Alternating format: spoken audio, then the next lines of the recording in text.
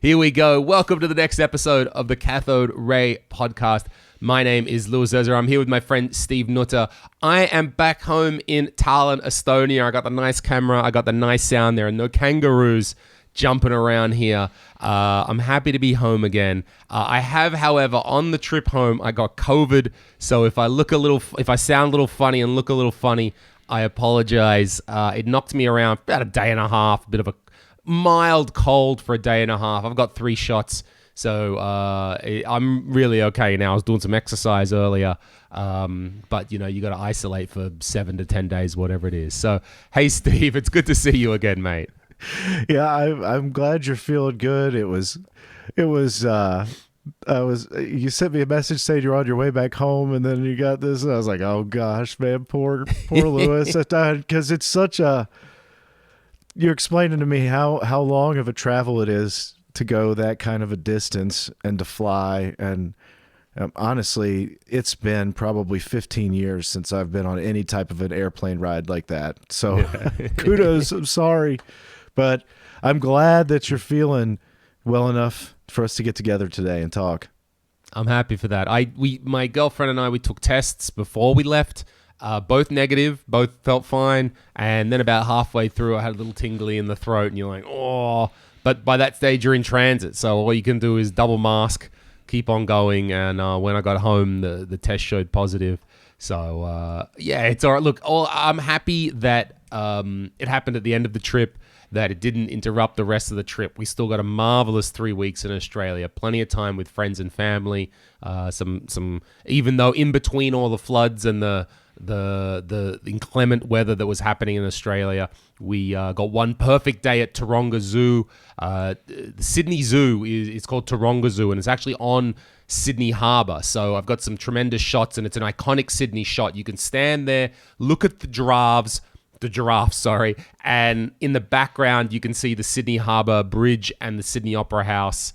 And it's one of those classical Sydney views, and we got to see the Taronga Zoo on a beautiful hot sunny day, the only one they had in about 2 weeks. We picked that one beautifully, so I can't complain about the trip. It was marvelous to go home after so long, and yeah, hey, this is what happens at the end. I'm good now. I'm all right. So yeah, I mean, it just had to feel. I feel like that would be extremely therapeutic and good, especially like right now. After everybody's been dealing with, 2 years of just madness, to be able to go back and see people for the first time, everybody, it's really a good feeling. So I'm glad that you were able to go back and see, people growing up. I'm sure some people were excited to see you too, right? Yeah, I was happy to see that. I said on the previous podcast, hanging out with Jay, the cable guy. Good to see my old friend again and hear his stories about the work that he's doing, and see my mum and dad and old friends. So yeah, it was that sunshine hit. It was that good thing. And my girlfriend's never been to Australia before, and I suspect that moving to Australia may be in our future now. Really? I'm not sure when, but I suspect she's had a taste of the good life. Yep, and that will be on the agenda, but who knows when. Well, now, I picked up, I didn't have a very big retro time in Australia. I think the prices can be a little bit off, a little hard to find a bargain. I just found a few Switch games. Signmora, pretty cheap one. Like, if you haven't got, this is about $20 everywhere you go. If you haven't got it, it's a shmup. It's not bad. I'm still struggling to get into it, but for $20, I'm going to do it. And I also picked up Age of Calamity, Hyrule Warriors. I didn't know anything about this series of games until recently. I'd been playing Breath of the Wild, and then I think I saw a random video. It's like it's in this, because it's in the same world as Breath of the Wild, but you just run around and you smack the shit out of and then fight and it's an action game instead of like a more an adventure game. And I played the demo and I really liked it, so I picked those ones up. Did you finish? I'm guessing, right? If I remember correctly, did you finish that other game, the Breath of the Wild? Breath of the Wild, yeah. My brain went blank on me for a second there, but yeah, that's what I was meaning. No, I haven't. And my issue with Breath of the Wild is that I've started playing it on the Wii U, and I can't transfer the save to the Switch, and it's annoying as hell. my Wii U is modded, but the Switch is stock. And now I've understood if I have a modded Switch, I could then get the save over, but I'm not quite sure. Apparently, I never heard that.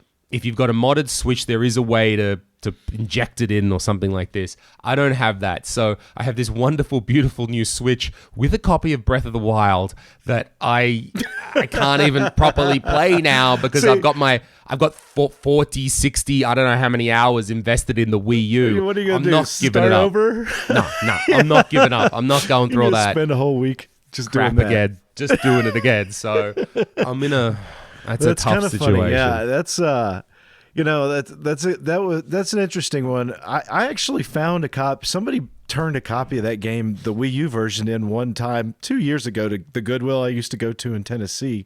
So I picked it up for it was like $3. Oh. And at the time it was worth it was still selling for like $40 or $50 online. So I just flipped it online, and I should have just kept. I've never had a Wii U. My brother did, but I'd never bought it. And my son had already had the Switch version. He got that early on, so it was like, well, I don't even have a Wii U. I don't need two versions of it. But yeah, it would be very hard for me to go reinvest the same 60 hours in that game because it's not like it's going to be really much different the first 40 to 60 hours. Yeah, it's like you're just grinding away. I mean, maybe I know where things are. I don't know how the game works, but the jury's still out on that one. So. But you also got some CDs, right? Yeah, so I did that. So my big thing is I love CDs right now. I think it's a great time to collect CDs. Vinyl has gone very mainstream. There's lots of vinyl out there, and that's cool. But for me, because I grew up on CDs, so I have that affinity. So Australia, I found, had a lot of cheap CDs. And also for me, I was able to find a lot of bands that I grew up with in the 90s and the early 2000s that you just don't find, like Australian bands, right? Like you just don't find outside. So I was able to find a lot of those CDs. And maybe Dan will know who I'm talking about. We're talking about the Hilltop Hoods. We're talking about 28 days, a bit of Missy Higgins. I don't know. I'm going through the piles here. Paul Kelly, Yothu Yindi, John Butler Trio, Eskimo Joe. Aussies know who I'm talking about. So I found a lot of cheap CDs. But when you buy a lot of CDs, the problem is it starts... Yeah, right. And you start getting a big stack. And what I had about 25 and I just chucked the cases out. So I ended up bringing them back in my luggage like this. Because, I mean, a 20-year-old CD. That's a pretty good idea. I mean, yeah, what are you going to do? Because you can't... I know that, like, where I live, you could easily still go and find a bunch of those new jewel cases if you wanted to put them in it. And it'd be easier than, like you said, a stack of 25 jewel cases becomes the biggest, most pain-in-the-neck thing to not smash around, Oh, yeah, that's actually a really good idea. I was going to ask how you get through that. Well, here's one of my favorite albums. Whitey Ford Sings the Blues, and I have already put it into a new jewel case. It looks tremendous. Looks like if you come from Newcastle, where I grew up, Soundworld. If you're as old as me, you'll know what the Soundworld was, an old music store. So I'm very thankful that OG sticker is on there. So is that a sticker? Is that printed on the album cover? That's a sticker, and I've chosen to leave it on there for back in the day they would do that kind of thing. Okay. I actually like that kind of stuff. I was going to re-jewel case them anyway, so why not just chuck them all out? That's a good idea, especially since you had to travel so far with all those things. Yeah. And the one CD that stood out to me, it's something a bit special because I'm a stand-up comedian. I found a copy of this, and this is Andrew Dice Clay. Have you heard Dice Clay? The Dice Man? Oh, yeah. So, Little Miss Muffets. Yeah. He's doing a tuffin'. Hey, she sucked my dick. Hey, or something like that. I don't know. Yeah, I know. Like, it was like back in the day when it was like controversial to say, oh, suck my dick. Oh. And like that was... So this is an album. Do you remember that movie he had? Did you ever see that crazy movie? Ford Fairlane. Yes, yeah, like, oh man, yeah. The Andrew Dice Clay, classic. So this album is, stand-up comedians will know it. It's a classic album. It's 2 hours, and it's him bombing for 2 hours. It's him doing that stuff to just like a small New York audience. The album, it's 2 CDs produced by famous producer Rick Rubin. Yeah, so I know it's Rick Rubin. legit, right? Awesome. And it's a classic to just listen to. It's called "The Day the Laughter Died." So I'm actually going to give that to one of my comedian buddies. I know Daniel will love that. It's his style. So Just play that. Just play that at the office. In the Yeah, I know, background. the day the laughter I'm sure died. somebody will get completely pissed off about that nowadays. It's like poor Andrew Dice Clay, man. So that one's, I picked that up for only, I think that was $5, and I think it's probably worth about 40, 45 or cool. something like that if you had to order it in or something like that. So it's in good condition, so I'm happy to pick that one up. I've not been. Now, the good thing about CDs is they still have good quality audio. And like I like to pick up other things too. Like around here, for some reason, I've been just overwhelmed with cassette tapes that nothing.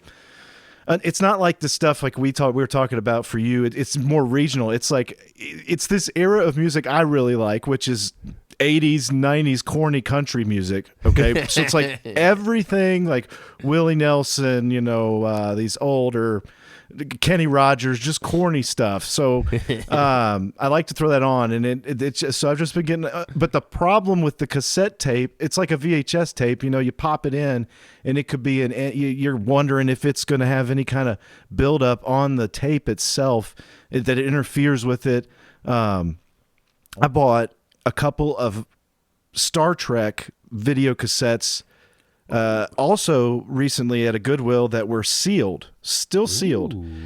But there was a couple of other ones that I had already had, like that I didn't buy again, but they were open. So I opened, at the store, I looked at them and I could see the white mold inside the cassette reel. And I was like, oh, that looks nasty. Ooh, that's nasty. So I'm sitting there and I'm like, oh, I bought these tapes. They're still sealed, brand new sealed. And I open the sealing on it and I pull the tape out and it's got all the peripherals and everything in there, which is really cool. But I already see that the mold has gotten into it. And even though it was fully factory sealed, the mold has still gotten into that. And I played it and it somehow played fine. So I think the mold was just growing on like the actual plastic shell piece that like you can see through where the tape reel is. Could that come off onto the VHS head or eventually something? I'm thinking that eventually that will grow down and just because I'm not going to be able to unless there was a way for me to disassemble the whole tape for some reason, and that's going to be a couple-hour job that would be like, what's the point really? But it's interesting to me because I was like, oh my gosh, do you even have brand new sealed tapes? I mean, they're 20, 30 years old, but still will have disintegrated from within. And I was like, what about all these sealed games that people are like grading that are degrading from within, right? Just sit there. So that tape though, so let's say you've got a tape and it's got the mold in it then. Is there, I'm thinking now, is it on the actual tape, or is it on the case? It's on the tape. So tape. talk for like 20 seconds here and I'll go grab it. Maybe I could show you a picture. It's right over here. Because what I was wondering if there's anything like a reverse head cleaner. Is there something that you can run an old tape through that's got mold and it's actually gonna clean the tape off somehow? Is that a thing? Or if we had just maybe a old shitty VHS player and we could stick that in and then you knew that if you ran it through the machine. Okay, I was sort of wondering, is there anything like a reverse head cleaner? Yeah, right. I know. There's got to be maybe, but I'm not entirely sure. So this is the one that we'll look at. This was the Star Trek 5. So I have like all the good ones, and it's funny with Star Trek. It's like the second one's the good one, then the fourth one, then the sixth. So it's like every even number one is good, and every odd number one is pretty much bad of them. So I was like, I never had the bad ones. Well, I went in there and they had all the bad ones sealed. And I was like, well, it's been so long since I've watched this one. And it's kind of a funny one, the number 5, and it's sealed. So I was like, oh, I'm going to open it up. So I opened it up and I got all excited again. Here's these old Paramount flyers and goodies. Discover the world of Star Trek on video cassette. So this is like cool flyers. I was laughing because you guys like the Paramount Director's Series VHS Star Trek 4 The Voyage Home, and it's got like these ridiculous extra things on the VHS is $30. But now anyway, on all new advanced new technology VHS that will eventually mold out. So let's see. Can you see? I know it's probably see some difficult. white on the edge there. You see that? Yeah. So that's the way all these tapes looked. They had this on there. And so that's on either the plastic piece inside, there's like two plastic pieces, the plastic inside, and I'm afraid that it's starting to then grow onto the actual tape itself. So if you is it only on the like that slight edge of the magnetic tape, or is it on the flat surface of the magnetic tape as well? We'll have to investigate. We'll have to investigate this further. Yeah, because I figured I could just take one of these apart eventually because it is just held in with screws. But what if you just like right now flip the VHS so, like, open? If you look in there, like look at that. So you see how there is some stuff on there. Slightly. That's like hard, really, really hard to get a focus on that. Let's see. Okay, there it is. Stop. Also, I'm looking at 240p version of this. Well, anybody who's looking at like high def can see that the center there is like some fuzz right there, and then like right there. So that stuff's there, and that's why I was kind of surprised it even played when I saw that. But it played through, and it didn't even really affect it much. So maybe it's just in the cusp of like within a year or two won't be playable. Eventually that'll degrade to something that's going to affect either the audio or the video quality on there.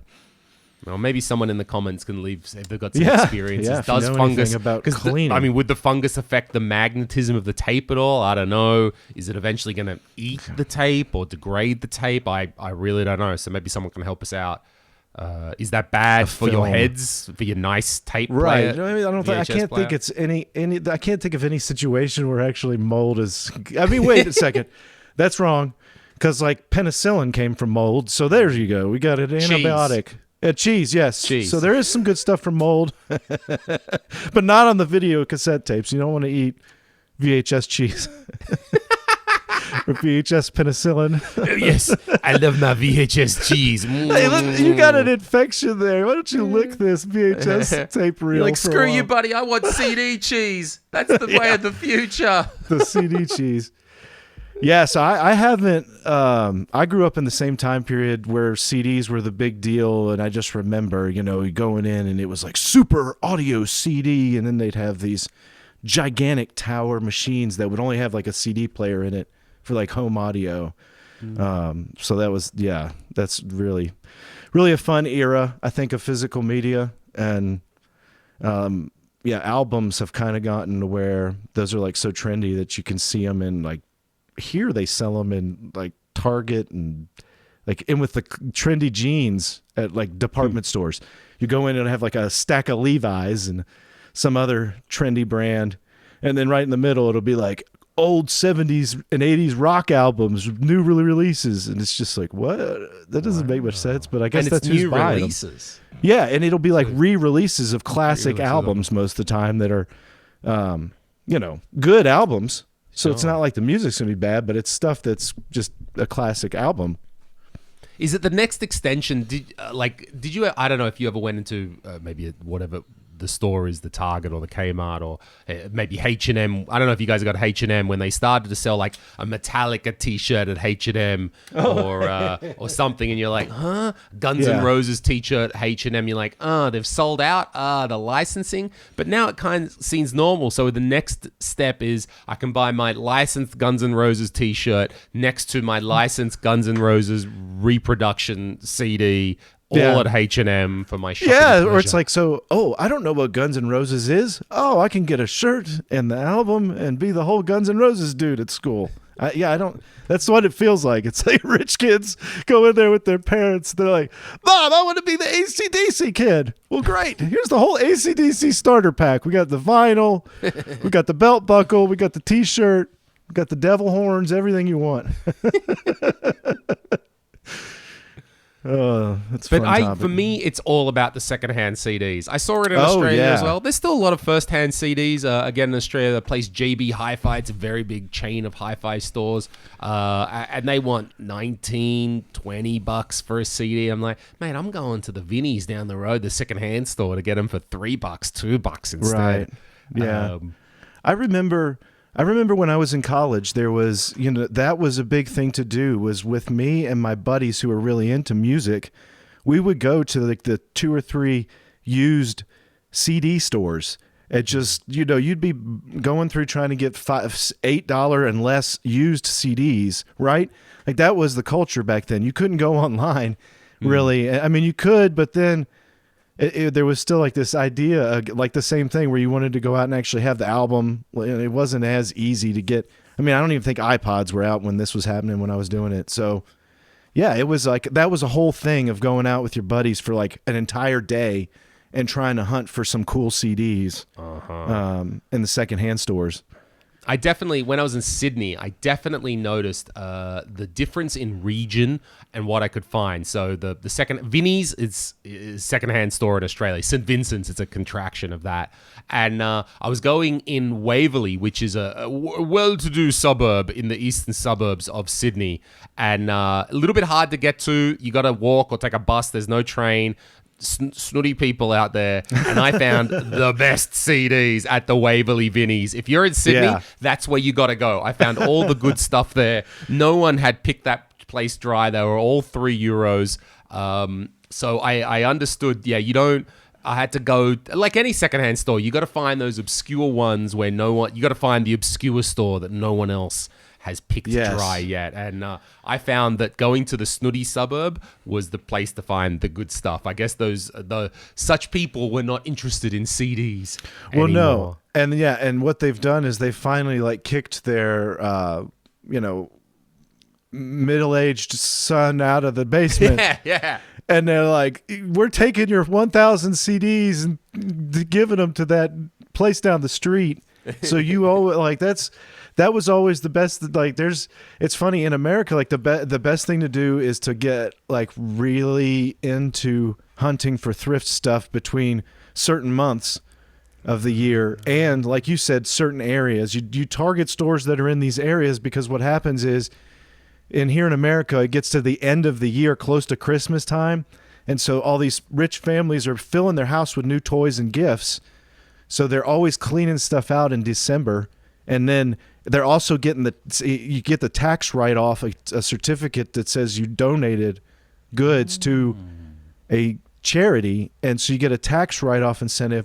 So every year you start getting into like anytime after Thanksgiving holiday in America, which is end of November, and you start getting December and then go through January, and you will find that like that's when the most and like the best stuff usually comes in right then, because it's like, oh well, most of the time somebody's there to stop them, but it'd be like the kids are in college, we're going to get rid of all their stuff before they get back for holidays and stuff. So that's always the notorious time to do anything like that. You have to be, look, you got to be on your game. If you want the good, you got to be up early. You got to be up before the birds. You got to be up to get the good stuff. That's it.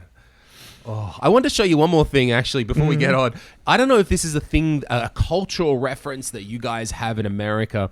In Australia, we're huge. We love a beer in Australia.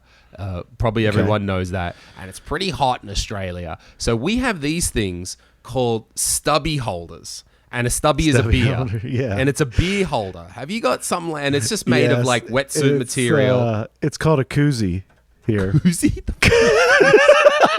I never thought how funny it would be to think about the different names for these things. Koozie. So everyone's. Smokes. I took home a whole bunch of them. I come from up north. This is just from a fighter jet museum that we've got near where I grew up. So we went there. So even at the fighter jet museum, I was able to get my beer holder there. Those are very prevalent here because it's a marketing thing. So every company can buy like 100 of them and go out and give them to people. And then people, where I lived in Tennessee, for example, it was a lake town. And if you go in a lake, it's 90, it's really, really hot the summertime weather, and it's hot, and you're going to be drinking beer, and you can't sit out in the lake water and drink it. You need a koozie. So that's what they call them here, koozies. I don't know if anybody else has any. I can't think of anything else. Yeehaw! I got my koozie. Yeah. Woo! Whoa! Hey man, you got that koozie? Yeah, that's what you say. Give me a koozie. It's like a sexual disease. Sounds like a dildo or something. I got a koozie last night from that train. Man. He gave me a koozie. Oh, sorry, honey. I went out last night and I sat on that toilet seat and I got koozie from it.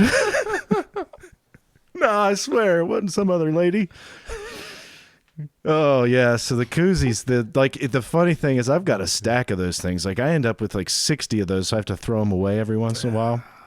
And it's always gotta get some. It's always like some redneck wedding. So now that I know that, I'm gonna just send you some like random ones. But it's keep your beer cold.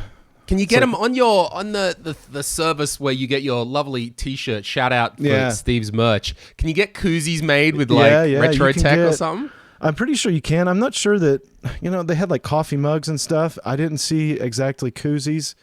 See, koozies are, I don't know. That's actually a good idea. I never thought about that because it's now in America, we're about to be in beer drinking koozie season.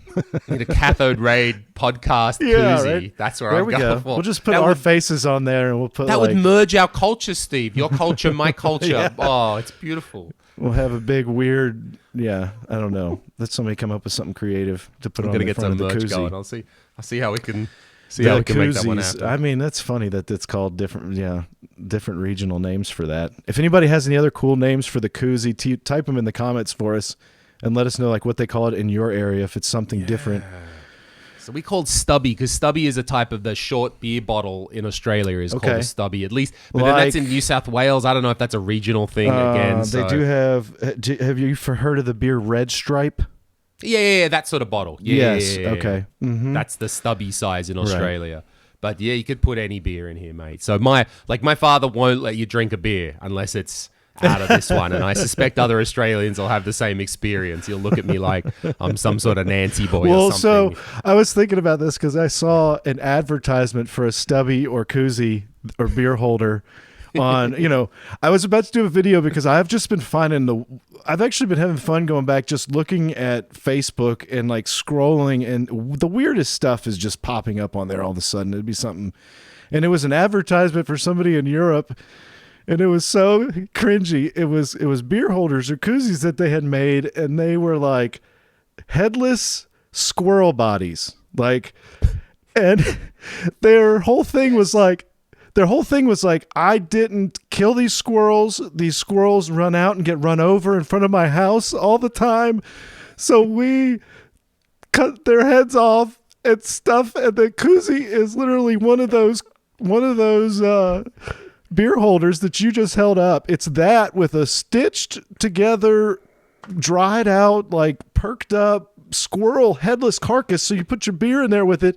And it was so creepy. The lady had she'd crossed the squirrel hands in the front and painted the fingernails and toenails and put jewelry on it. I was like, it was one of those things that I like, this is the good thing. The only thing Facebook really has going for it is you can see something like this and it makes you laugh and want to throw up at the same time. I think I've seen that before. That's tremendous. You probably have. Yeah, I was like, it's just something that people almost a meme that people send around. But it was like a Facebook Marketplace listing that just went viral. So it was. That's enough All talk right. on koozies. What do we got here? Moving on from stuff. The koozies. Let's go. Now, I don't know. You want to talk about the museum stuff or what do you want to go on Sure, to? yeah. Let's jump into some things. We had some interesting stuff going on.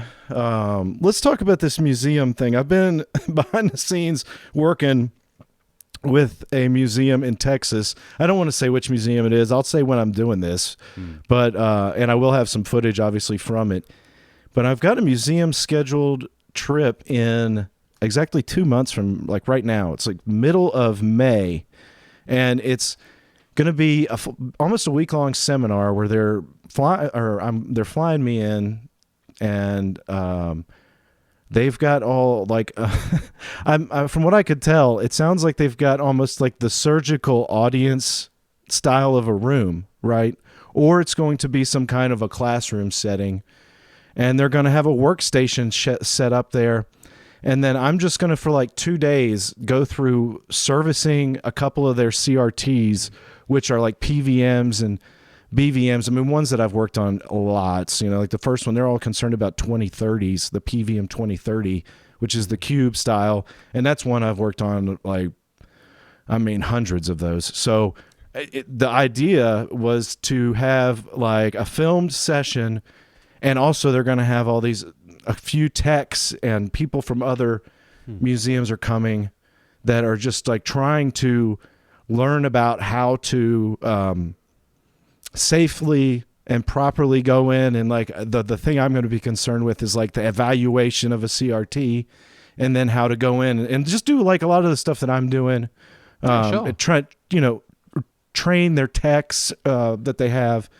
And so I'll be doing that for like 3 or 4 days, working with them and then working through some of their stuff and creating some content that they want so they can have training videos a little bit. Mm-hmm. So it'll be more of an introduction into that. And so I'm going to be doing that. But the cool thing is the museum was like, we've got a brand new studio that we've built during lockdown, and we've got all brand new cameras coming like this month. And they're like, we'll give you 1 day to use the studio space and our cameras, and you can film any CRT from our collection and stuff, anything that you find interesting in there, and make your own content for your YouTube channel. And so I was like, whoa, really? I mean, I had been talking about this job since like almost a year and a half ago when the museum first reached out to me, and I thought it was just going to be the session, a more of a professional teaching session, and then servicing some of their stuff. Mm-hmm. But then I was like, wow, that's really awesome that they're going to give me a chance to go in and have a full day at their facility and use their equipment. And then like, I'm sure it's going to be better cameras than I even have. That's cool. So yeah, I was pretty excited about that. How I'll get to look at, he's like, we've got all these really strange CRTs, and there's stuff I've never heard of.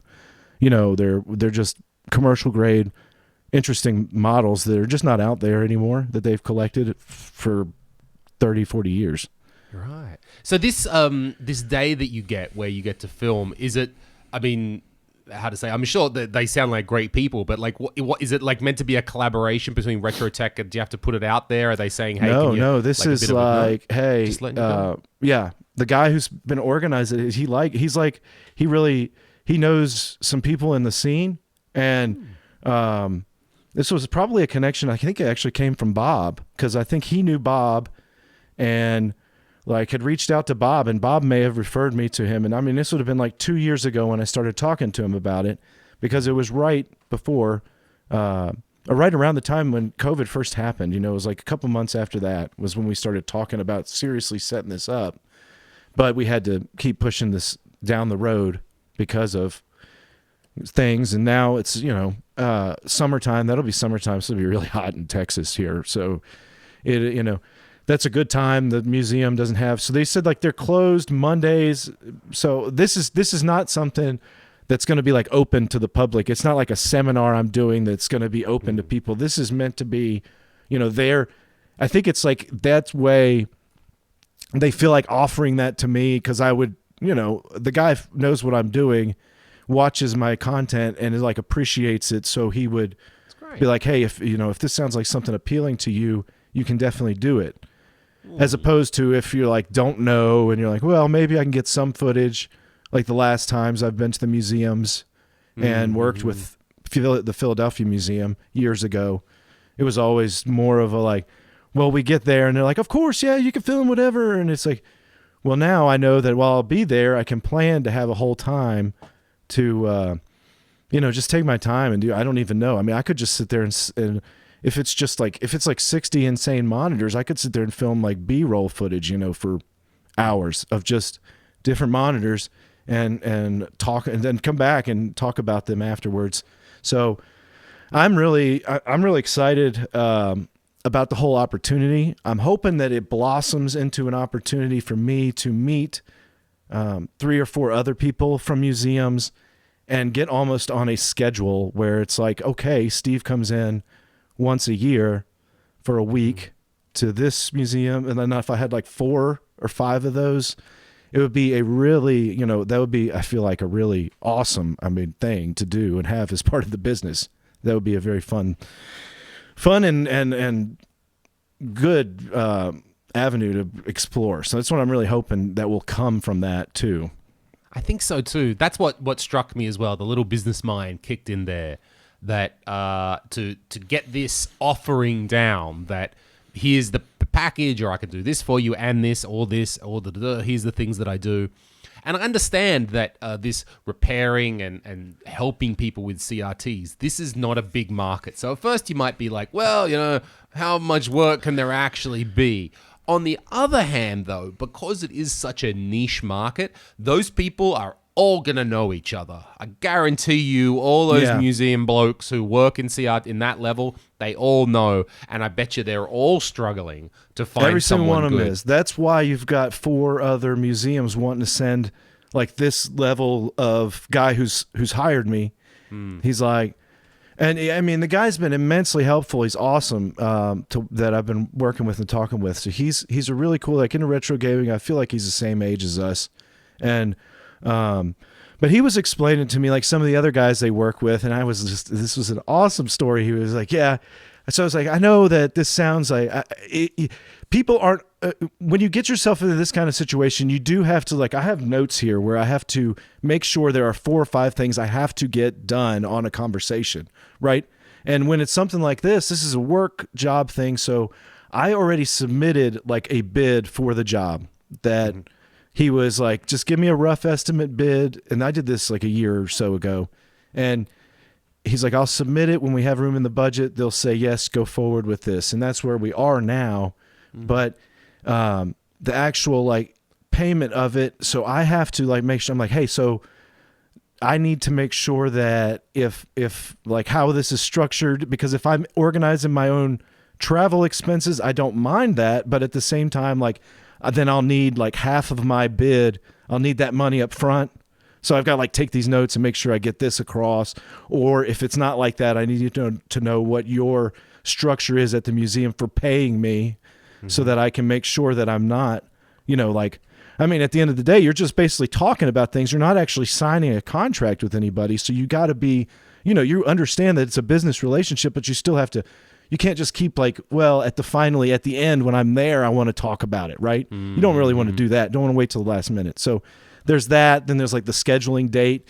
And then there's like certain topics. I'm like, this is kind of what I have in mind for this thing. We can talk about it more, but this is like the direction I'm thinking that you want. And if you want, I just want to make sure that I'm getting what you want. And like, we're including the aspects that you want in this seminar. And so I think we're all on the same page as far as that's concerned. And like, I can talk a little bit about the structure of like the course that I'll be teaching with them if you want. Yeah, sure. I was going to say, while we get into that, that does sound similar to the work that I do when we're pimping out our comedians to do different jobs at different events. And we've learned over the years, sometimes, a verbal is enough, particularly if you've already worked with that client before. And then sometimes you think like, well, do we get you to get them to sign a contract and all that? And I've often found, I just call it like a one-pager. Look, I'm just going to write down everything here on this. And I understand that this won't hold up in a court of law because it's not meant to. It's just meant to be, I'm writing everything down. And look, you'll put your signature on it just so we can all say, you've understood this. Here's what I'm going to need. And it's not meant to be like, oh, this is watertight and we're going to defend it. This is just meant to be, I understand you have read this. You've read it. This is what we're going to need. Do you broadly agree with what's written here? And that I find in 95% of cases, even more than that, is more than enough to be clear, especially if it sounds like this is a reasonable guy. if they sound like they're cool. Oh, yeah. It's not about trying to cover your ass about something. It's just about saying, hey, I'm trying to be clear about what I need in this deal or what I need here. And it sounds pretty reasonable. I need money up front. Why? Not because I'm a dick, because I got to pay for a plane fare as well. Yeah, and like book a hotel room and things like that. And then, so that was like my understanding, but he was like, no, it's a little bit different. And like what you said, he's like, just submit to me like an invoice with what you expect your cost to be on all this stuff. And then, like you said, then they'll either pay it directly or pay me. So that's fine. And again, it doesn't really matter. And then you just gotta, and he's like, then just include the prices for your services, obviously, which everybody will have their own figured cost they need for doing whatever work it is. So, but there's definitely like you got,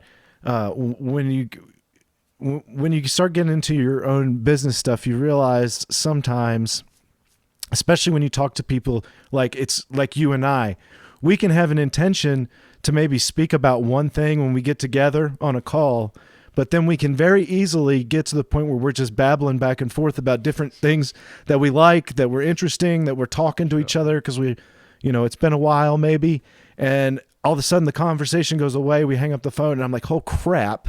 You forget that one most important thing to get cleared up and then have a follow-up action with it. And so that's, it's just it's something you got to learn in business, and kind of like the sales mentality where you've got to be asking to like close the deal, even if it's like subconsciously or inadvertently, very subtle, more like that. Like if you're sitting there and somebody's not sure whether they're going to buy something, it's like, are you ready to move to the next step? Or like, you got to constantly be thinking about that, because in sales, if you're not, then you're never closing a sale. You're always the salesman who never closes, and you never make money. And that comes from your experience as an insurance salesman from back in the day. I mean, you've did that for a long time. Salesman. You know what you're doing there. Yeah, I used to sit in the office when I was first starting, and it was like a cutthroat insurance office where it was all guys and gals trying to start businesses. We were all just like a couple months into our businesses, and we're using a central hub for call centers for stuff. And there was one guy, he was the nicest guy. His name's Lewis. The funny thing is he still is selling insurance to this day, not with the same company, but he would sit there and we'd be going through training meetings, and it was always, just constantly closing, try to close. If you get left with an opportunity, and it's like, if you're like an hour into a meeting, you should have already tried to make a closing move 4 times or something, within that hour. Okay. Well, he would sit down and he would like go through sales pitch after sales pitch after sales pitch after sales pitch with people and never ask them to buy it. Right. So some people will sit there and listen to your sales pitch, and they're just waiting for you to say, yes, are you ready to buy it? Because they want to buy it, right? You've passed something that meets a need for them. And then you keep going. Instead of asking them to buy it, you're like, oh, and we have this, and we have this, and we have this. And by the end of it, the people hate you. They don't want it. They were like, I would have bought from you 4 times, and now I can't stand you, and I won't buy from you. And this poor guy, man, he would do this so much. We were just like watching. We'd be like, please, you'd sit there in the next cubicle and be like, please, for the God's sakes, Lewis, tell this guy to buy. Please. He's like begging you to sell it to him. And it just, nope, another 30 minutes. And then he leaves. And then the boss will be like, what happened, Lewis? You're in there all day with that client. Oh, I just don't know. They said they'd let me know. Yeah, right. Okay. And then I guess you can't be like too pushy either. You don't want to be in the first. No, you don't want to be too pushy, but it is part of sales for you to show something and then say, I mean, that's the talent, is to be able to respectfully, bring up the idea of like, are you, because that's like, it's like, I'm telling you things about this. It's my job to sell it. And then like, so part of that is I need to ask you if like, have you been satisfied with the information you have here? Are you ready to buy it? Because that's always what you're trying to feel. Is some people might walk in and if you get that down right, some people might walk in, they see you're like, here's the quote. And then you might just say right at the beginning, hey, it's great to meet you. Are you guys ready to buy this, or do you have more questions about it? And sometimes we'd be like, you know what? I looked at it. I'm ready to buy it. And then you're like, well, that's a 5-minute meeting. the sale's done. You know, because some people are going to be like, "Why am I sitting here all day talking to you? Like, why?" Exactly. I It's came not in rude to do buy that. it. Like, yeah. And now I'm an trying to be hour and a half pushy. late here, and I was like, I'm waiting for you to ask me to buy this, and you never asked. Right, I'm not trying to be pushy. Like, you're busy too. Yes, so hey, right. It's a respect thing. Yeah. And if you say at the same time you ask that kind of open-ended question where they go, well, not exactly. I'm still looking over this quote, and I did have a couple of questions, right? And then you answer those questions, and then after you answer those questions, you wait for a second. You say, do you have any other questions about it? Do you think you're ready? Or, is there something else? What would you like to do from this point, right? Some people say, well, I like to sleep on it. There's always somebody who has the mindset of, I'm not going to buy this right now. It might be the best offer I've ever seen in my life, but I need to go home and sleep on it one night. And then first thing in the morning, they'll come back with a check or something and ready to buy it, right? Okay. So you can't, at the same time, like you said, you can't be too pushy to somebody when you know that they've got a great deal in front of them, because you know that sometimes it's a buyer's market with something. They want to take it home, think about it. It could be the best deal they've ever seen, right? But some people are just going to take a night to sleep on it. So at the same time, you don't want to be the dickhead salesman who's like pushed them over the edge to buy something. Sure, in that moment. I do that as well all the time. I do that. Look, I just need my space. I'll come back probably in half an hour maybe. I just need that space. I appreciate, look, I'll leave you to be a little bit, and I understand it's a bit disappointing to walk away in the moment. I get that the sales thing didn't happen. I'm going to need half an hour, but look, you got to let something go, and then that will come back to you. That's a perfect example, because if you come back to the store whenever you do, and I'm standing there, what's the first thing you're gonna do? You go, hey, I'm ready to buy this. And if I'm a good salesman, I'm like, okay, yeah, let's go get it done. I've already known what you've done, what you want. I'm had it ready. And then like within 5 minutes, you'll be out of the store and the sale will be done. And that's the beauty of being a good salesman, as opposed to being like, the used car salesman is the big joke here in America, but insurance sales guys get just as much shit on just as much, especially if you like that. Like that's the funniest part to me always was in Groundhog Day. Are you familiar with that Bill Murray Sure, the movie Bill Murray, classic. Yeah, and so one of the things in his day of repetitiveness is he's constantly getting... the first thing he does, he walks down the street and he always steps in that icy puddle, and then he's getting shit on by a corny joke the first thing in the morning by the insurance salesman who comes in and then he's like pitches 1,000 things. Thanks for asking. I think we should get together and talk more about the new home life insurance and car insurance and disability insurance. It's like just hilarious. Needle Nose Ned, that's his name, I think. It was something. So. It was very cliche, but you could easily see that character over and over again in that business. The Needle Nose Ned style salesman. So going too hard. Sales 101 advice from Steve. That's what we're here. From the insurance well, that's it. Somehow we went from the museum job to that. Right? So the museum job is cool, museum. Man. Yeah, so the idea behind the construction or the structure of the actual seminar will be right. First off, to just kind of, so here's why I like to look at a CRT. I said, I want to come in and I want you guys to come in from the perspective of, I'm looking at a machine for the first time. So what do I do? And the answer is not to just go in and like plug it in and turn it on, right? It's not that. That's not the answer. Even though that sounds like the answer of like, oh, well, let's just plug it in and see if it works. If you like come into a situation where you haven't looked at a piece of machinery for 3 or 4 years, it's just been sitting, even in a good storage situation. I was telling you earlier about some trouble I had when I had some items in storage. Things can get inside there, cause trouble, things happen. So the idea is like you're going in, you're getting a CRT, and before you even turn it on, if it's not been inspected in a while, it basically needs to go through kind of an inspection process. And so that's what I'll be tailoring. I'll be telling them, how to safely move it to an inspection area to give yourself space.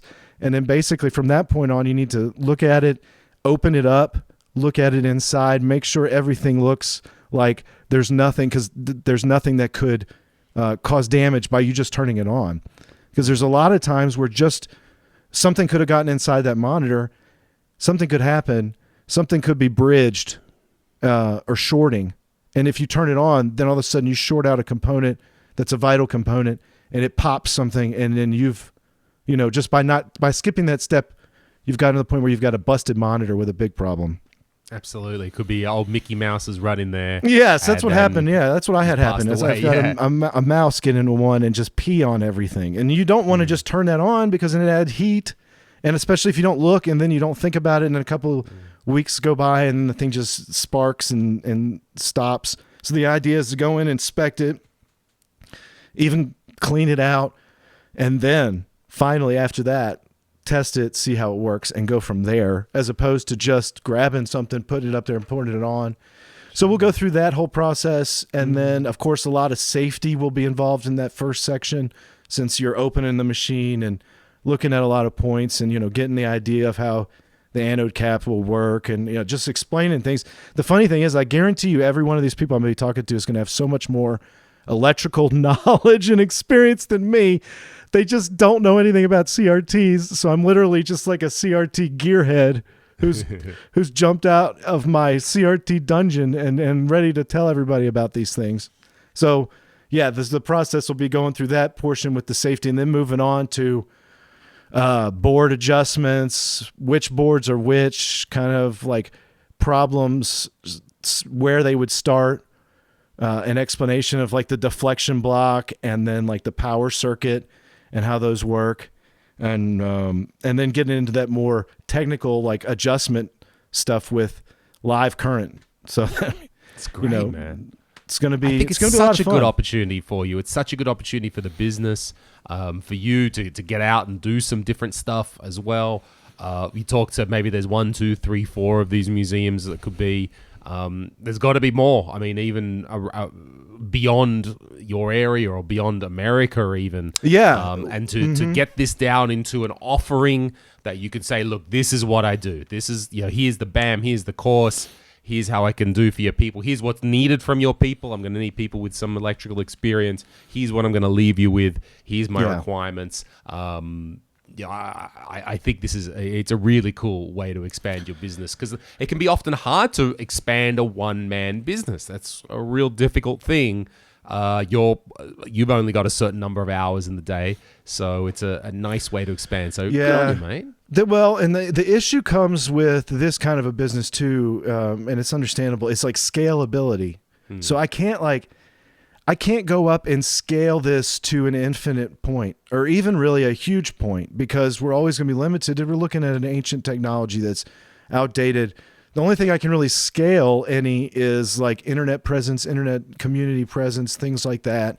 Information online can be scaled up where people will find it and, be interested in it maybe. But as far as like physical business, unfortunately, there's not this scalability where it can be probably built into what it would have been back when those, at least not structured solely on CRTs, which I was kind of thinking like, what are the solutions to that issue?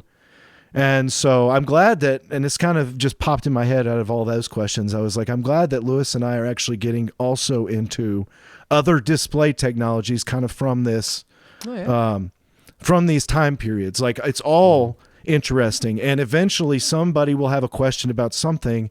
And if we become, we can expand it from just the CRT only to be looking at like all these displays from anything beyond what's older than the current technology, which is, everything. There's new technology, and then all that other stuff becomes old technology, generational backwards. So we could just be constantly catching up with the, the lower end on there, which I'm fine with. I think that's a great thing, at least environmentally. To me, that's a good thing, because we're keeping that stuff out of landfills.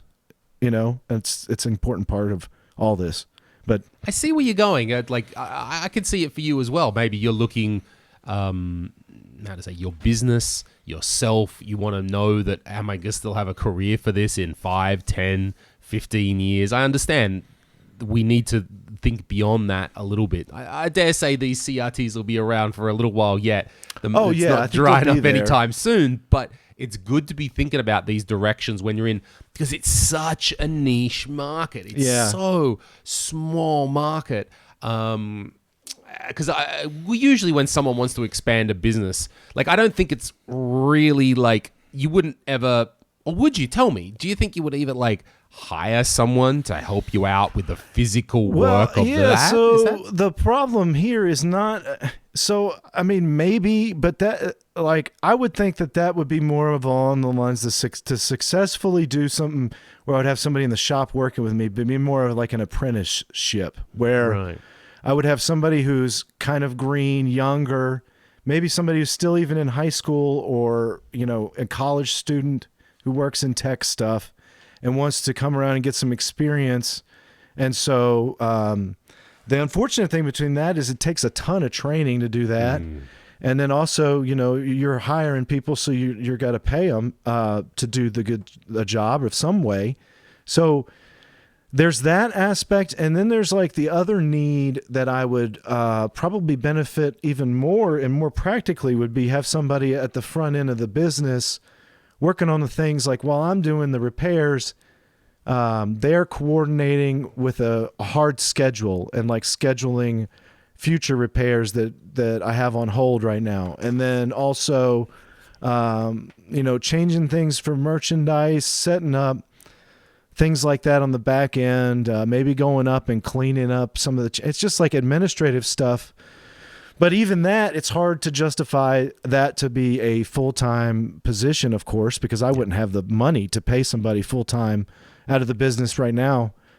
So it's interesting. I feel like the things that my son is starting to get to an age now where he's old enough to maybe help out some. I'm thinking of like having him film stuff for me to practice that, and with the cameras, just like a handheld, because I think that like that would be cool to have him filming it more, and you could tell some shots were done by hand as opposed to always using a tripod.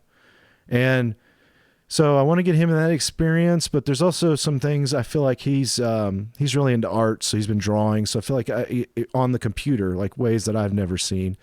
So it's really cool to see him do that. I feel like maybe there'd be something there for him, but I feel any of these kind of things that I can push him into, as far as like front end stuff on the internet might interest him more than like if I went back here and tried to get him to solder with me all day, because I don't really think that's something that interests him yet at all. But the stuff of being like working on a YouTube channel sounds cool to him and his buddies. Like him and his buddies are hilarious. They'll get on these games. They're like, "Oh, how many subscribers does your dad have now?" "Oh man, they're like, "Oh, he's so cool." Oh, and I'm like, "Yeah." I'm like, "Why?" I talk to my wife. I'm like, "Yeah, here I'm the cool guy." It's just like rolling her eyes at me. My wife, "Yeah, right, cool guy. Go back to the basement." That's tough, man. Taking the first employee is. I remember the very first time I employed someone. We were doing comedy shows. They were starting to get somewhere, but we're just doing shows and stuff like that. And we're getting a few offers. Can you come to this party and do something? Can you come to this party? And I was handling it myself, sure. And at one stage, I'm like, I need help. I need help to coordinate. I don't have the skills. I don't have enough entertainment industry knowledge to know how to do this. And then sitting down, having that interview with the person and just thinking, now I've got to support this person.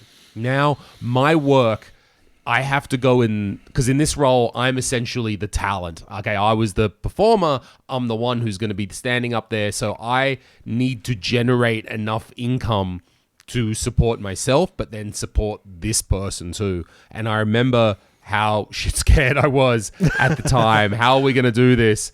Yeah. Thankfully that got somewhere, but your business is different. It's a different style of thing. But what you said about that, I think you will always be the technical master there. And that's my passion is right. Like knowing about the machines like as much as I can, really, is trying to figure out more and more about them. And I don't think you want to get away from that. I don't think you want to be, now I'm the CEO of Retro Tech Enterprises, and I run everything, and I've got a schedule, and now I just employ a bunch of guys to fix CRTs. Yeah, it wouldn't even be like to fix CRTs. It would literally, the only way that would be scalable up is if like we fixed every kind of basically broken electronic from like 1980 forward. It would be like, that would be the only way you'd be a CEO of a business like this that would be scalable to that. And then and maybe there is a marketplace for that. That's kind of an interesting thought in itself, of having like a website where there's a front end for sending in to a mail service. But there's so many different challenges with But is this that old your stuff. passion though? See, Right. sure. So, then you can is expand. that, yeah. But that's, again, then you're it like, is. holy shit, now I've got to know about ham radios. And it's like, and I hate ham radio. I don't know. I've never touched a ham radio. Ham radios could be the greatest thing since sliced bread, or it could be the biggest pain in the neck to deal with. Who knows? But I feel, and then once you scale stuff up, the job does not become doing the job. It becomes being a people manager. That's what, you get larger and larger and larger, and then you're managing your people. Like you're saying, you want to make sure everybody's on the same page and has the same goals for the company. And so I'm very happy to have a lot of like entrepreneurial business experience. And I've made enough mistakes and like tried certain things that now I'm like, oh, thank God I don't, I know not to do that again. So, and it's just, it's just things you're going to learn over time. Like again, we were talking about those sales tactics. That's not something you just like jump out of bed and you're able to talk smoothly to people like that. That's generally something you learn over years of sitting in appointments with people. And then they come to those weird moments where it's your turn to say something. And most of the time, and like a lot of times you said something wrong and you're like, well, I don't need to do that next time. Right. So then you're like, next time it comes up and you're like, dude, this is that moment. Now I can say the right thing. And it's like, oh yes, I did say the right thing this time.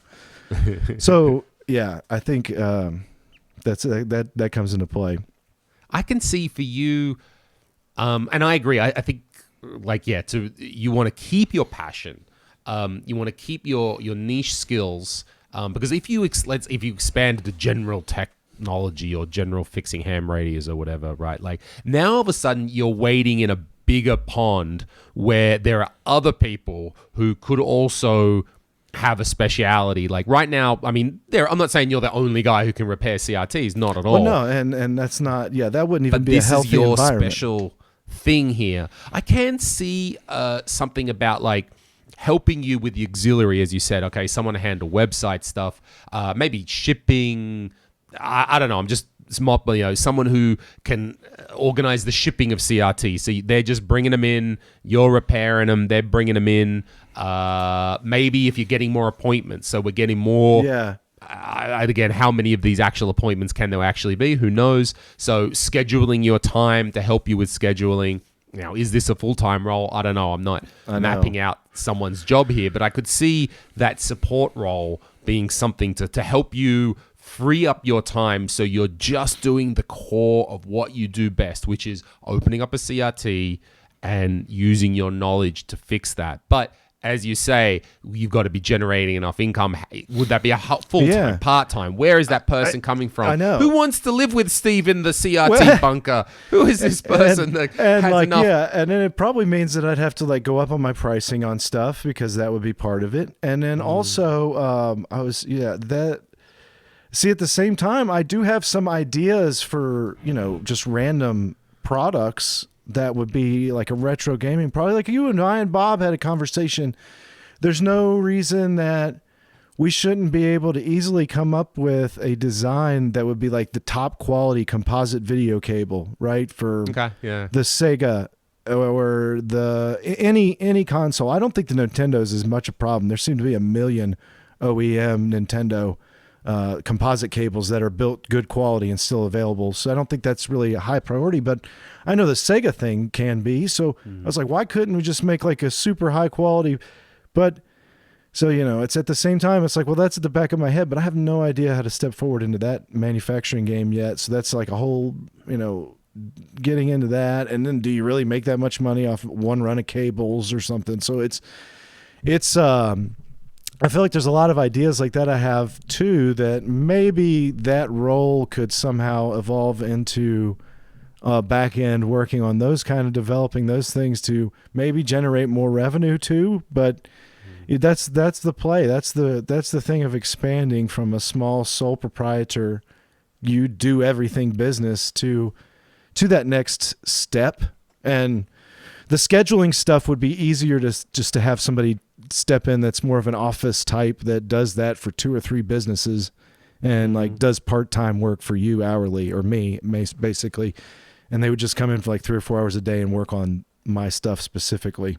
But then there would also have to be some factor there of this person would need some domain knowledge about that. Of course. If this person's only, let's say, I don't know, you pick someone straight out of high school, they've never seen a box TV before, and, you know, it would be harder for them to say, oh, you know, Steve, you know, to book the min or to learn about shipping or something like that. So I completely understand that step up from no help to some help, I think is the trickiest part.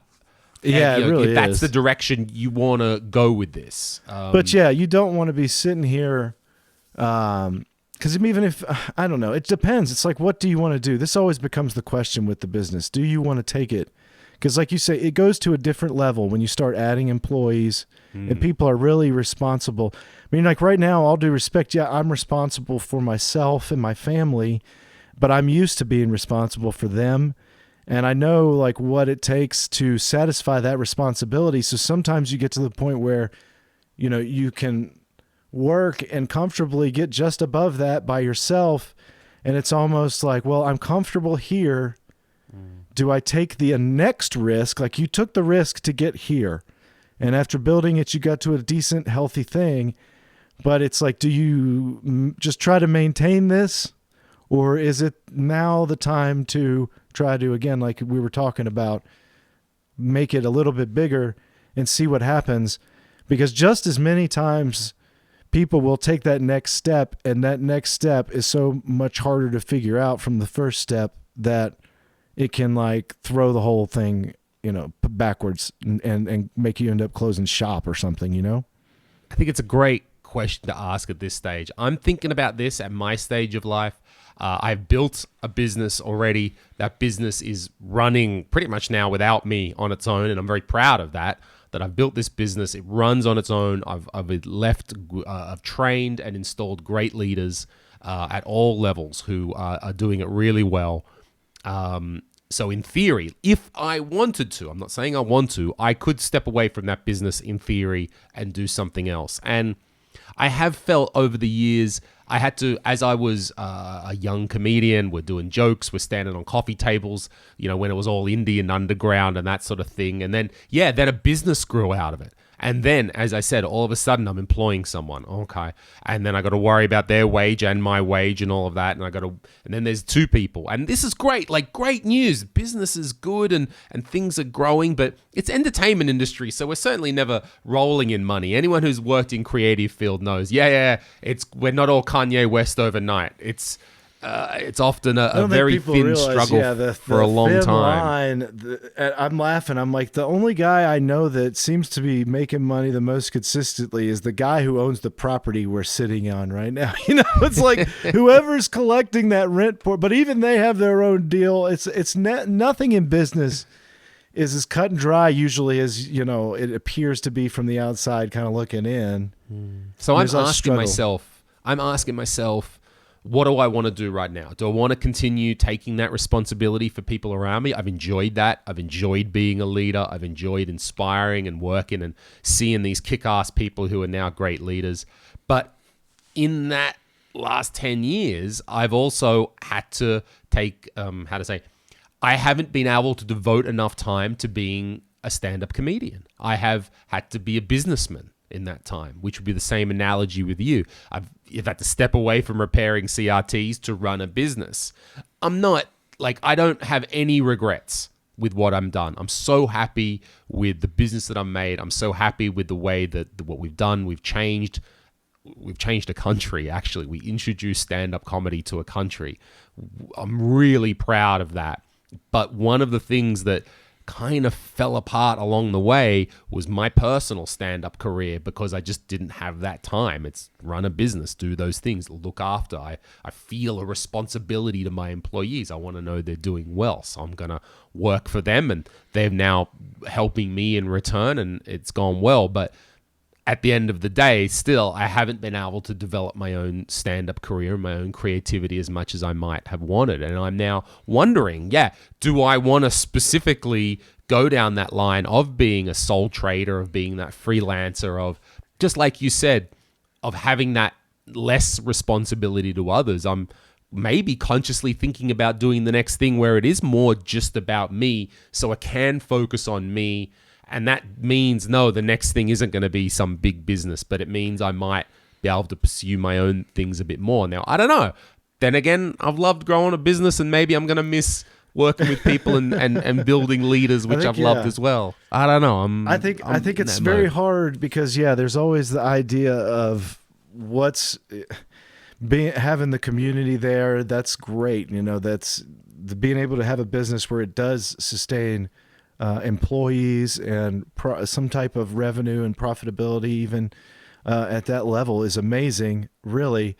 And I think that you're proving, that it's a great point because, deep down in my head, I know that I can't probably sit here and fix CRTs and generate enough revenue just doing that from a shop to hire somebody else, or so then, like you say, you're like, and I don't know, I'm not trying to display your stand-up level at this time, but it's like the same thing for you. You realize maybe, well, this stuff's going good on here, but my stand-up at this point is not going to be big enough to like revenue drive this entire machine, so again, it's like going to that next level, my CRT repair business is not at a level to like drive that machine. There's got to be, so that's where, like you say, then I have to go out and do something else besides just repair CRTs, or like in your case, just continuously work on your craft of stand up. You have to, think outside of that and do other business things that are helping your business, continue to operate. Sure, because you want this organization now. If you want to, it's more than just and there's so much more responsibility. You can't just go. I think that's what happened with that. We were talking about this beforehand. Businesses that were just unbelievably shooting themselves in the foot over the last couple weeks, and I thought, I mean, the most intriguing thing. Sorry, I got this. I got this COVID. Oh my god, COVID. We're not even going to skip that clown show. We'll go with something a little bit bigger. But that's what I thought with like the artesian builds thing was this. Mm-hmm. This guy, and if you don't know the story, you can Google it. I'm sure that if you're in the tech industry and you follow anything, you've heard about him, about how they were running a contest and they switched. They said they weren't going to give the contest to the person who won it because they said they didn't have a big enough social media presence and hadn't basically supported the artesian business enough. And of course, then come out with clown shoes and trip over everything as apology on the way out. But what that did was that exposed the business publicly, and then you realized it's all just a big giant shit show, unfortunately, and it's all just a way for this guy who's the CEO to just have his own like playground, and all these other people were relying on this business, and this CEO's come out and acted like such a jackass. He was like using it to basically give his own self a Twitch presence and like be like a Twitch streamer. And like that was his goal. And so he wanted to be like an internet personality and use a business to get there. And that's not, that's not good for like, I think they had like 50 employees on the East Coast that were running a real shop. So what this guy was doing is he had a studio in LA or in Hollywood or California where he would do these big elaborate streamer builds with somebody who was like a more popular streamer or something, or a celebrity build out in California. But they also had a whole business side where you could order specialty built computers like from their website, and they were like $3,000. So it was real expensive. And there was a shop of people that were running a real business on the other side of what this guy was doing, where they were taking orders and this was supporting this business. But at the same time, you've got somebody out making a fool of themselves, and the company at the same time is the CEO. And, now there's the whole thing has collapsed, and you've got 50 people that are going to be out of a job because the company's gone bankrupt. So you're going to be literally or I don't know if they've officially gone bankrupt. I guess I should say that just in case they haven't officially. But that's the way they were heading. But again, it's like a cautionary tale. It sucks. There's people that were talented, that were working, that were good people, and they were relying on that CEO, and he was just such a, didn't really care enough, that it didn't bother him, obviously, to sink everybody else's jobs and livelihoods. So you see that a lot.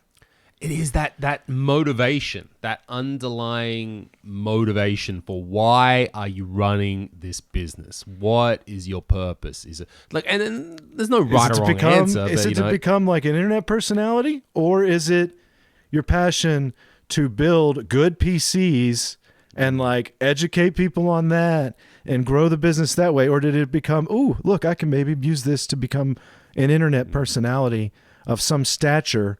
And then it's kind of funny because this guy who ran that company has become like the alternate, it's like your worst enemy. You did become famous like for the wrong reasons. And, hopefully a lot of, I know that like the Gamers Nexus channel, which is a huge channel, they're helping a lot of those people find jobs, which is an awesome part of what that guy's doing. So, it's funny. People right now, you'd figure people would have figured out to just kind of relax and not act like such an ass online, but it's every day. It still happens. It still happens. I would say, coming back to my thoughts of running a business, I think you've got to treat your employees well. I think you've got to think of them. And I can personally say, I mean, without going into the details, there was a sort of an incident in my life about 3 months ago that was a really terrible, very terrible incident. And I haven't really been able to work as much as I would hope in that last time. But what's happened is my employees have been looking after me now. And they are the ones, they carry on and they help. And I can only imagine, like, I'd be like, I'm the boss, I'm doing this, hey, I'm taking the money, hey. But then when something bad happens to me, they'll be out of there in a fucking moment. Oh, but yeah. I'm so thankful to them that absolutely that they have now turned around and said, hey, we're going to run this. It's all right. Don't worry about it. Take your time that you need to. And I'm so thankful that they've stuck around and things are still good from that infrastructure that we put in place. So that's a very good point. Because if you were like a jerk, and not nice to your employees, a situation like you just said comes up where some kind of adversity happens, and their first thought is not going to be to, hey, let's buckle down, let's make sure the company's okay, we really love this place. It's like, ooh, this place is starting to look like it's going to be troublesome, we need to find a new job. And then all of a sudden their focus isn't on even helping the company, really. It's like, I got to get my new job. I'm just going to go through the motions. So it's not, it's a very foolish thing to do in business. And it's not one that's long tested that's good. The long tested thing is to take care of your good employees who care about the business and actually are good at their job, because you know how hard it is to find people like that. Right. I thought about that a lot through the pandemic. We're not doing events during the pandemic. Literally. No, yeah, we can't. We run a business that is based on doing live events. And, well, we all know how that was going through the pandemic. And we didn't lay off anybody. We kept everybody on. And because I kept thinking like, well, we're not doing anything. So do we get rid of for example, do we get rid of the sales manager? Well, because we're not making sales. But then what happens when we open up in 2 months' time? So a few things. First of all, if I get rid of the sales manager, that tells everybody else that I don't give a fuck. That tells everybody else that they could be out on their ass in any moment. And, if you're expendable, you're done. And I don't want to send that message. Secondly, I don't know, the pandemic, we didn't know when the pandemic was going to end, right? Was it going to be 1 month, 3 months, 6 months? So what happens when we open up in 3 months again? I've sacked my sales manager and now I got to make sales again. I got to train someone new. I was like, no, I'm going to just keep this team together. And, well, if it all fails, well, I guess we're all going to go down on the ship together. It's definitely a decision that you have to make, because if, like you said, if you come out and fire that, it's almost like you're coming out, and immediately firing somebody. It's like, well, the company really hasn't been running efficient enough to begin with, right? Because it's like this person's already been almost expensive. So there's already something that is not right there, whether it's intentional or not. And but the problem is, like you said, if they do reopen, you could spend the next 5 years finding somebody to replace that person, and they still, after 5 years, may not be the right person. you know, and it's just, and you're struggling. And during the same time, if you'd have somehow kept that sales manager who was passionate, knew what they were doing, and was a good asset, 5 years down the road, they would be an even better asset, and hopefully your business would be better off for keeping them, I'm sure, as opposed to the other thing where you're spending all your time doing it or training. I think so too. I would have had to retrain someone, get someone back on. My mum and dad, I mean, they're fine, but they did kind of ask me like, really? You didn't just think to lay someone off just to keep the things? I was like, nah, it doesn't kind of work like that. I think it's... So they understood it's all right when, you sit down and talk with them. It's a good thing to converse about because it's a real situation. It's real life, real things. And it's a fair question too. And it's absolutely a fair question. Yeah. No, and you should be like, however, when you make it through an adversity like that, like you just did, everybody makes through it. Think about the new confidence, the new... I kind of feel it a little bit now where you almost see a clearing, and I feel really good. Like in my area where I live, it's springtime, winter's going away, sun's coming out, but also you're going to like mom and pop stores that survived through all this. And like you're seeing the community come out and you're like, holy crap, this place is full. Like it's full to the brim. There's people waiting to come in here. And I know that it might just be like a little bit or two of the whole society ready to get out and do something and, experience life together again. And a lot of times that's going to be people just, hey, I'm going to go out and decide I'm going to go out once a month or once every couple of weeks to dinner with my family or friends to try to get used to getting outside again. So I think this is all a really good thing. And then I think the people that have made it through that adversity, now they're going to see things, and it's like the floodgates could open of prosperity onto them. And the ones who survived to this point will be so appreciative of that it will only make like their business stronger. It'll make most of their community they've built in their business even better. Think about how better the employees are going to feel to make it through something and kind of see like light at the end of the tunnel, even if it's just, none of us know anymore. It all could just be temporary. So I feel like that's actually kind of a good thing to put us all on the edge that something could be temporary, because then we don't get into that complacency of being like, things are good, let's just kick back and relax, and then the next thing happens and then we're all shit on again, I thought about that so much when I was in Australia, because we're traveling around, me and my girlfriend, and so we're going to doing touristic things, right, as you want to do. And maybe they're doing touristic things that I wouldn't have done on my own. We're going to like not just the zoo, but we're going to like the little wildlife park because we got to see the koalas, right? Yeah. You got to see the kangaroos. You got to do that stuff. And we went to a local wildlife park near where my parents are, and the tickets were $35 a ticket, and you spend a couple of hours there. And even my mum, I know, look, again, not bad on my mum, and I know it's just the general reaction. She's like, $35 a ticket, like, ugh. And my whole philosophy, even when I went to the fighter jet museum, that's my place, I think we paid, that was like $25 or something, like each or something to get in. And I think before the pandemic, I would have been like $25 to get, I don't know, $25. But now I have a huge respect for any business that made it through the pandemic. And you know what? I'm going to give you the 25. I'm going to give you the 35. Taronga Zoo, the main zoo in Sydney, was like $50 or something each to get in. And I think my girlfriend and I hadn't looked at the ticket price. We were like, oi! And we got to the front gate.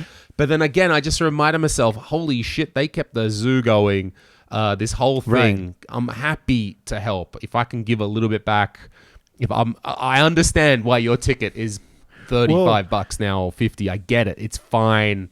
Let's do it and have a good day. That's exactly the point. And like, we've all been there where it could have just been one moment or one day during the pandemic when everything was shut down and you were like, I would give anything to go out into that wildlife preserve or whatever it is. I would give anything to be able, and like, that's what I just said. I was like, I'll never bitch about anything again that's silly about going somewhere or something. Because I was like, I need to realize that like there could be, the things close out of the control of all of us, like this happened. And there are businesses that I used to go to that will never be back. They're gone. They didn't make it. and you do not realize it might be something that you love. I went down, I mean, this is a new area for me, but my son and I went down to a local video game store a couple weeks after we moved here, and they had a lot of stuff in there. I mean, tons. And they had all this really cool stuff, but it was above the sales stuff. It was like, this is not for sale. It's all this rare stuff. So I could tell this guy to shop forever and just tons and tons of games. And then we're like, yeah, they resurfaced discs for you. And I have like 5 discs that I keep finding that need resurfacing, and they'll do it for a couple of bucks. So I was like, all right, well, Max, let's go back there. And now like, I'm like, it's got, I didn't even look. I was like, it's got to be open. It's only been like 3 months. And no, we drive back up there and it's like closed permanently.